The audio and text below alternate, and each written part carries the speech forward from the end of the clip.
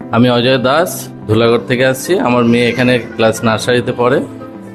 সব থেকে মেন হচ্ছে, যখনই অভিজিতের মুখে শুনেছি, অভিজিৎ আমার স্টুডেন্ট, যখনই শুনেছি যে জয়দীপ স্যার একটি ইংলিশ মিডিয়াম সিবিএসসি বোর্ডের মারফত স্কুল করছে, তখন আমি ধরে নিয়েছি যে উনি যেটা শুরু করেন সেটা থামেন না, এবং যতটা যা কিছু দেওয়ার তিনি দিয়েই করেন।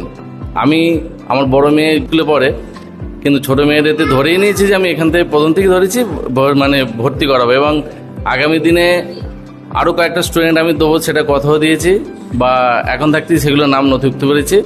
এবং যেটা প্রথম থেকে ভেবেছিলাম যে উনি যেরকমভাবে স্টার্ট করবেন, মানে যেটা সমস্ত স্টুডেন্টের কোনো রকম খামতি থাকবে না, সেটা এখন ফলাফল আমি পাচ্ছি। অলরেডি 5-6 মাস হতে চললো, এবং আগামী দিনে আরও ভালো ফলাফল পাবো, এইটুকু আশা রাখি।